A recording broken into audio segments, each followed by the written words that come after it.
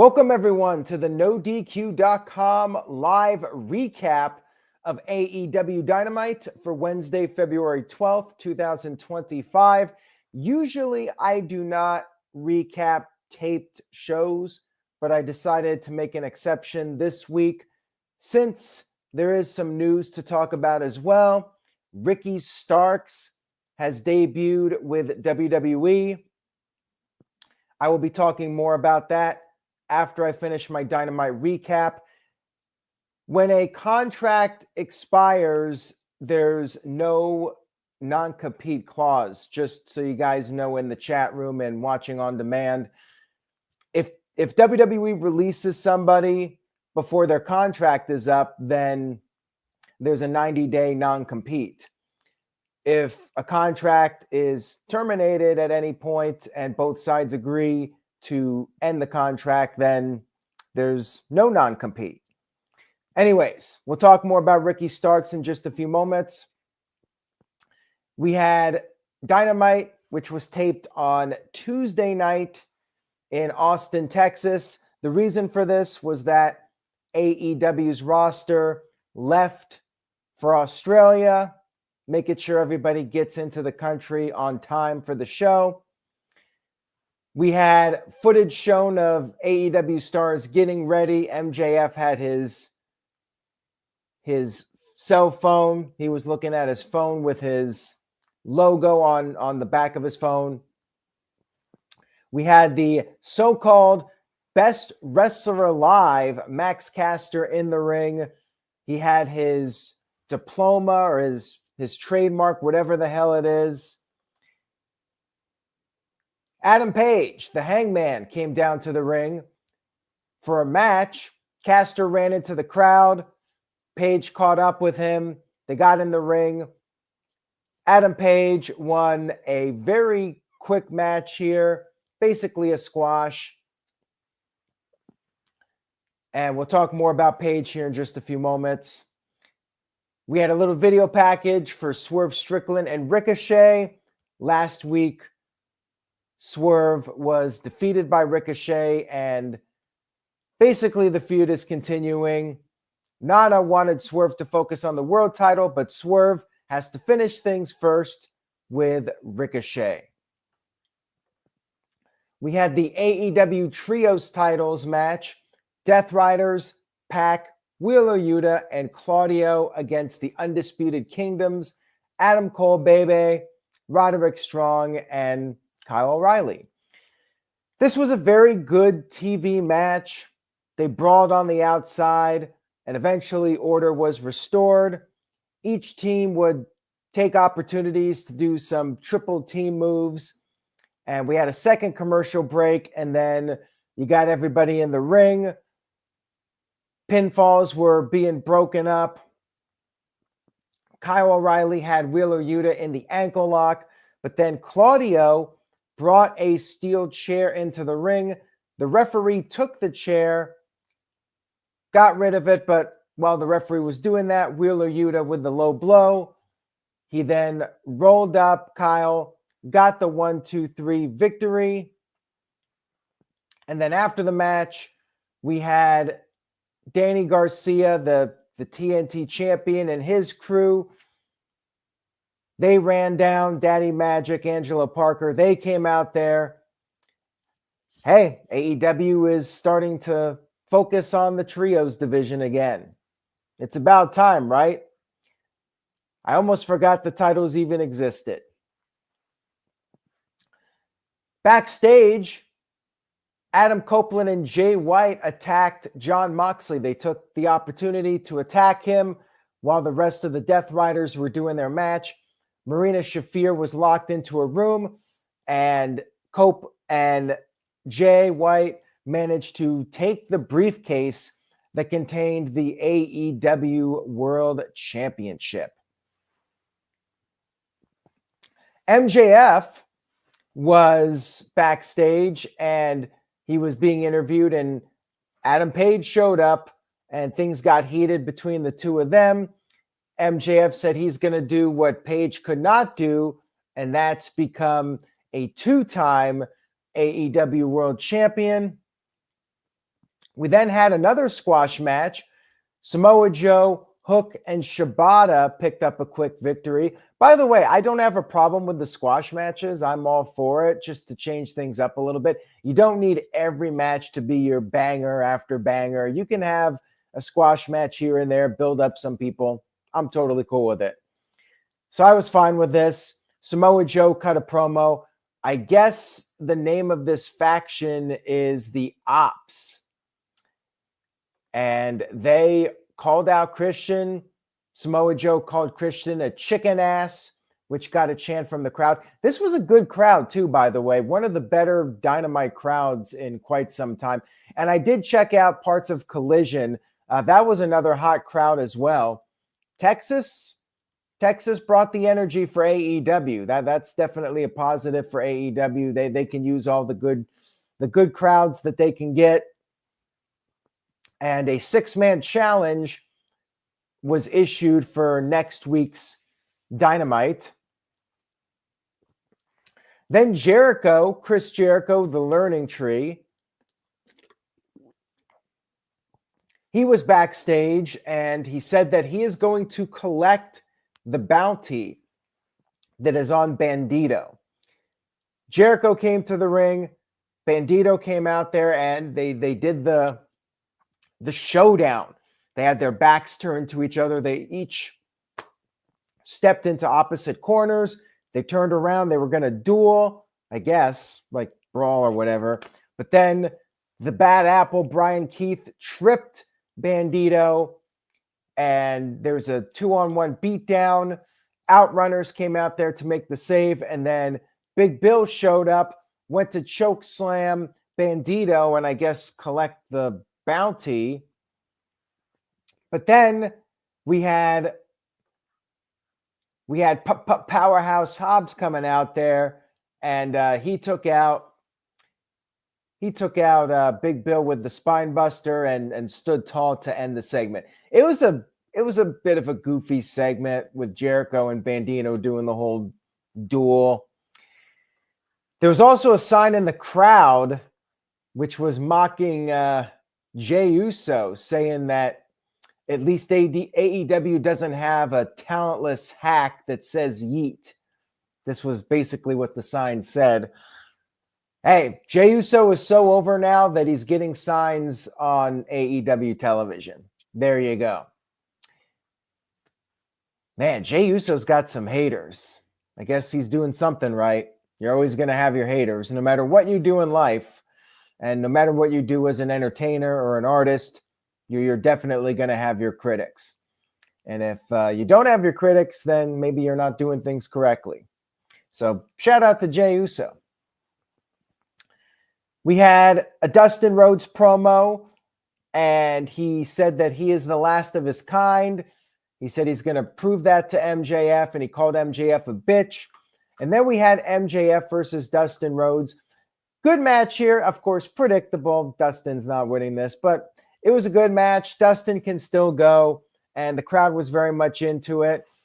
MJF tried to leave after Dustin had a strong start. MJF took control for a while. Then Dustin made a comeback. He did the bulldog. He hit the crossroads, but MJF kicked out. They traded some near falls, and then MJF attempted to use a chair. Referee stopped him. This gave Dustin the opportunity to do the Shattered Dreams kick in the corner, one of his classic moves, and then he hit the Final Reckoning. But again, MJF kicked out.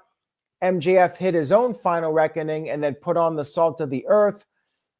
He could not finish off Dustin with that, so he turned it into a crossface, and at this point, the referee called off the match. Dustin had passed out, and MJF was declared your winner. But then after the match, MJF continued with the beatdown, and that's when Hangman Adam Page showed up, and they had a pull-apart brawl. The classic pull-apart brawl where they were each separated in the corners by the officials, and each one took their turn breaking through the security. They beat up the security. They fought in the crowd. MJF returned to the ring, said he wanted to keep fighting. He said Paige was a coward. Paige then ran out there, and they continued to brawl, and eventually things finally got separated. I'm not a fan of the pull-apart brawls. I don't care if WWE does it or AEW does it. I just think they're the most overdone segment in wrestling right now. But it is the easiest crowd pop in the world. And of course, this crowd loved it. They were doing the let them fight, let them fight. Like it never fails to get a crowd pop. And that's why these companies do it. I mean, it was well done. I'm just so over these segments. I want to see like one a year at the most. One from each promotion, maybe two. Two a year from each promotion. That's it. No more than that. But they do them like pretty much every month. That's just the way it is, because it's like the Tower of Doom. When you got like the 3 or 4 wrestlers doing the spot out of the corner, it's always guaranteed a major crowd pop. I'll give them credit. They did a well done job of it, but I'm just not a fan of these. Mr. Penguin sent in a super chat. I will get to the super chat when I talk about Ricky Starks here in just a few moments. And thank you guys for the super chats, by the way. Very much appreciated. They're like tips. You get tipped the channel. It's always appreciated. Feel free to leave a super chat. And again, thank you to everybody watching. Much love and appreciation. And TJS, yes, I will be recapping NXT on Saturday night, so make sure you guys tune in for that. And I'll probably talk about Grand Slam. The AEW show might be airing on TNT while I'm doing the recap. I'm not sure the timing of everything. Maybe not. But I'm planning to do the live stream after the NXT show, and then I will talk about the results of Grand Slam, which will be on tape delay. I haven't decided if I'm going to do predictions yet. I might, but nothing's confirmed yet. If I do, it'll be posted on the No DQ social media networks, pages, whatever you want to call them. But let's get back to Dynamite here. And again, I'll get to that super chat in just a few moments. Phenomenal Ace says, can't you just pirate Grand Slam? Well, I'd appreciate it if they would just throw it up on Max so we could all watch it legally and watch it live. That would be nice. I think the only way that you'll be able to watch it live, I don't know if they're going to be airing it live in Australia. That I don't know. I mean, there might be a way to watch it. I don't know. But I would like to watch it live legally. I would do it if it was an option. But let's get back to Dynamite. We had Megan Bayne in a squash match. She quickly beat her opponent with an F5. I think she's got some real potential. She's tall. She's attractive. She's got a good build. I think she could potentially be a big player in AEW and maybe even WWE at some point if AEW doesn't capitalize on her, which they kind of have a tendency of not capitalizing on upcoming superstars. But I think she's got something. And Chris Statlander came down for her match right afterwards, and they had a little stare down, so they were teasing something with that. And then we had this match with Megan Bayne and Penelope Ford. Solid match, competitive. Statlander picked up the win, gave her the lariat, and then the Wednesday Night Fever. And then after the match was over, Megan Bayne returned, and then Penelope Ford took a cheap shot. Megan Bayne then gave Statlander the F5 on the floor. So they got some heat between those two. AEW threw all the women's stuff into this portion of the show, which they tend to do. Next up, we had the Mercedes Moné, of course, 9:30 time period. We got a Mercedes Moné puppet music video, and Harley Cameron did some rapping, and then she got serious and cut a promo to hype up the match. talked about how she had to learn all the things she has been able to do, like wrestling and music, and said that Mercedes will feel the wrath in Australia. Harley is definitely building up some momentum. I don't think she's winning the title, even though it's in Australia, but hats off to her. She's starting to make a name for herself. The question is, will AEW capitalize on it and continue to build on the momentum she's gained over the past few weeks? We had our final match of the show, which was the Hurt Syndicate versus the Guns. The crowd is really digging the Hurt Syndicate. They like the song where it says, "We hurt people." The crowd is chanting that now. They were chanting for MVP, and they like the Guns too. I'm not sold on the Guns yet. I mean, they're all right, but to me, I still don't know which one is which. Kind of like with the Usos back in the day. Like I think the Guns really need to work on each of them having their own distinctive identity. They still, to me, are a work in progress. But the match was solid. Guns did work well together, but then ultimately Hurt Syndicate got it together. Shelton Benjamin was doing the suplexes. Lashley tagged in and hit the spear, picked up the 1-2-3 victory. Hurt Syndicate still your tag team champions. No surprise here. And then afterwards, get this, Brian Cage and Lance Archer showed up as if they're real threats to the titles. Yeah, right. Doesn't matter if it's Collision or Dynamite. It could be on Collision and Brian Cage still ain't beating the Hurt Syndicate. Basically another team to be thrown to the Hurt Syndicate, which is fine. You know, that's the purpose that Brian Cage and Lance Archer serve. They're big, intimidating guys, but ultimately they're there to put over other teams. They're basically like Austin Theory and Grayson Waller. And then we had a final Mariah May promo. Somehow they managed to put this after the men's match. I don't know how this didn't get mixed in with all the other women's segments, because that's what AEW likes to do.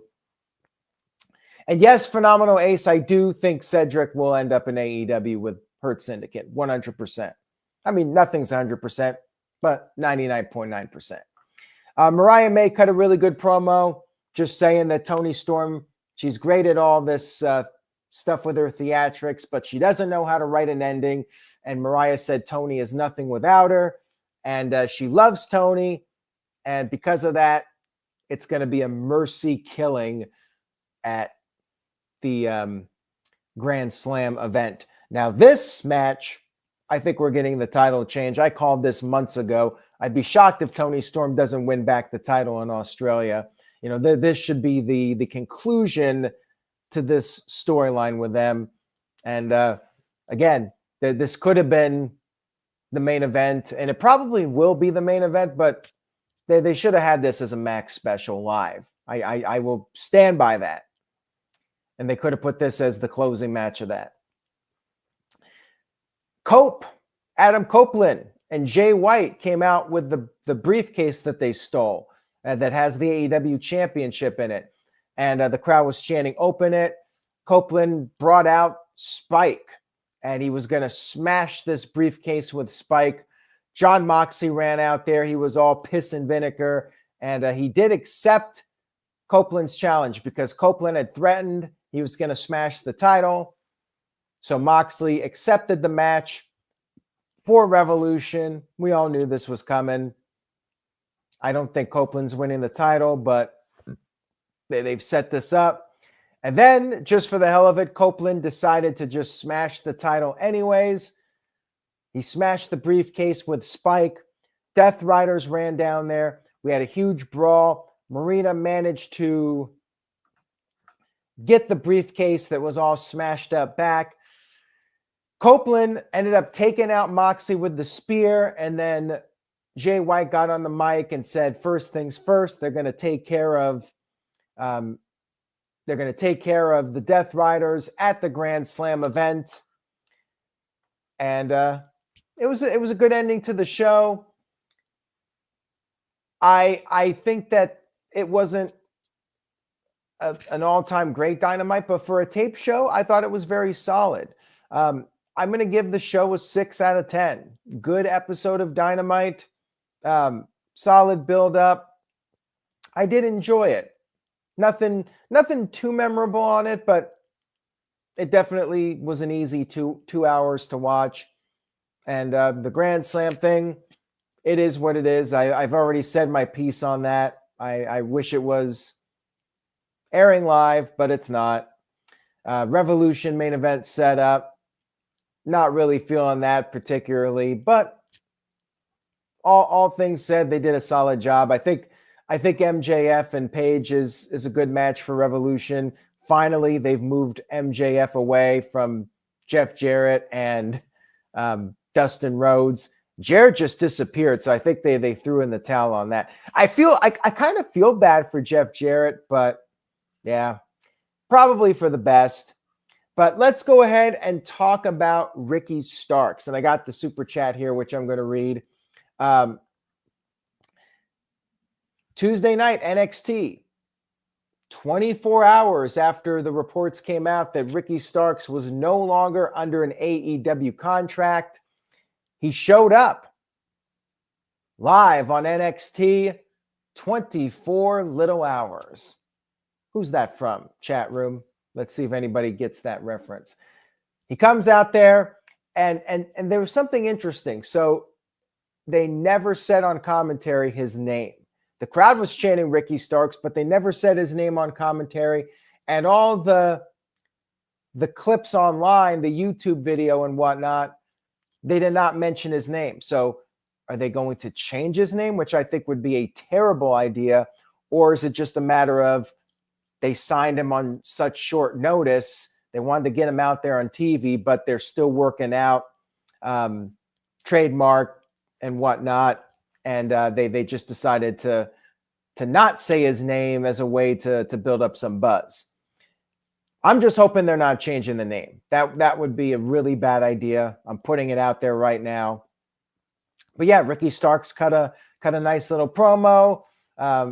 He was fired up. The crowd was into him. And I think this is the right move for now. I know some people are saying, well, Ricky Starks should have been on the main roster. I mean, the thing is, right now, WWE is in WrestleMania season. They already have their main storylines cut out. Ricky would probably get lost in the shuffle. He's 34. You know, he's not the youngest guy, but he's also not pushing 40 either. He can be in NXT for like 6 months. Just let him get his feet wet in WWE. And, maybe later this year, get him on the main roster. I mean, I don't think he'll be in NXT for too long. And I'm fine with him being in NXT for the short term. And I think he's going to have a pretty good run. Like, do I think he's going to be world champion? No. But he's got the supporters. He's got Cody Rhodes. He's got CM Punk. I think he's going to be a solid mid-card act in WWE when it's all said and done. Now, let me get to the super chat here from Mr. Penguin, who sent in $5. Thank you for that, Mr. Penguin. I appreciate the tip. Thank you. Mr. Penguin says, if Ricky Starks gets the Penta treatment and other AEW stars treatment in WWE, how much more will jump to WWE within the next few years? I think there's going to be quite a few. I do not think he will be the last guy, the last person who hasn't been in WWE to jump to WWE when his contract is up. Of course, we know Malachi Black is done. That was announced. Miro, a.k.a. Rusev, is done. I think Aleister Black coming back is almost a sure thing. And I think Miro, a.k.a. Rusev, coming back is very likely. And it's in WWE's best interest to push these AEW guys like Ethan Page and Ricky Starks, because then more of the guys in AEW are going to want to jump ship. You look at the people that are on ice right now. Wardlow, I think he'll end up in WWE. Maybe even Britt Baker will end up in WWE at some point. Rey Fenix, obviously. I think Rey Fenix is a big given. Shout out to Walter Cruz, who sent in a $2 super chat. Thank you for that, Walter. Says, is MJF regretting re-signing in your opinion? Well, I can't speak for him. I think that he's probably happy with the paycheck. MJF is a young dude. He's not even 30 yet. At least, I don't think he's 30 yet. He's young. How old is MJF? Somebody in the chat room let me know his age. I could try to look it up here, but somebody throw out his age. He's got time. He's got plenty of time. And timing really is everything. Yeah, he could have gone to WWE, perhaps, let his contract expire, and just jump ship. But you have to keep in mind that it's a crowded roster, and maybe he wants to wait it out a little bit and wait for when they need somebody like him. Yeah, people are saying 28 in the chat room. I think he made the right move for now. Collect that Tony Khan money. Now, unfortunately, his stock has kind of plummeted, but he's collecting a good paycheck. Once his deal is up, then maybe things will be different in WWE. The landscape might be different, might be a better opportunity. Because of his age, I say collect the money, take the money and run while you're young. And once he's in his mid-30s, at that point, he can reconsider his options. But I hope he ends up in WWE at some point, and I think he will. I'd be shocked if he doesn't. I think it's just a matter of time. Once this current deal he has is up in a couple years and whenever it is, I think he'll be in WWE. But for now, he's collecting that Tony Khan money. Tony Khan should be utilizing him more. I mean, he's on TV now every week, but yeah, the Jeff Jarrett stuff was ridiculous. At least with Paige, he's starting to move back towards the upper card. But yeah, that's where MJF should be. He should be at the top of the card.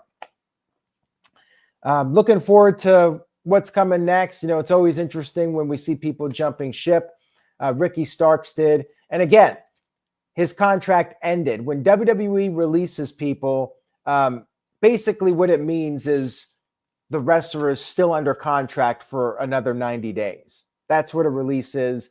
And that wrestler gets paid their downside guarantee or whatever for the 90 days. They're still being paid for 90 days. In Ricky Starks' case, his contract ended. As of Monday, no longer being paid by AEW, completely done, free to go anywhere he wanted to. So that's the difference between the contract being ended and when the company exercises their right to release somebody, and then there's a 90-day non-compete, and that wrestler gets paid to sit at home for 90 days. So yeah, it was quick. I know people were thinking he might show up night after WrestleMania or something, or even Vengeance Day. He shows up literally the day after his contract ends. When will Malachi Black show up? Could he show up on Friday? He could. I could see him showing up relatively soon, unless, again, same thing with Starks. They might want to not bring in a bunch of people right before WrestleMania and have them lost in the shuffle. But Malachi Black obviously will go straight to the main roster, and Miro coming back, same thing. WWE might hold them off until the night after WrestleMania, which might be a good idea, but it would not shock me either if they end up on TV in the near future. And as far as Keith Lee goes, he is still under contract to AEW. He was backstage, so maybe that means he'll be back in action soon. He's been gone for a while, dealing with things in his life, and hopefully he's okay and he can come back at some point. But yeah, if he's healthy and his deal comes up, he's another Triple H guy.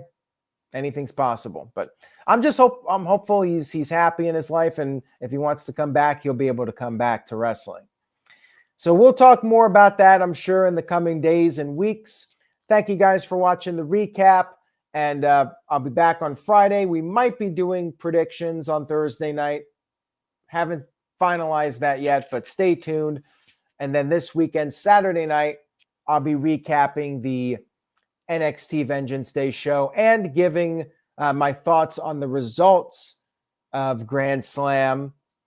So that'll be containing spoilers, but that's how we're going to do it. Thank you guys again for your viewership and support. Much love to everybody out there. Enjoy the rest of your week. Say yes to NoDQ.com, and I will see you all next time.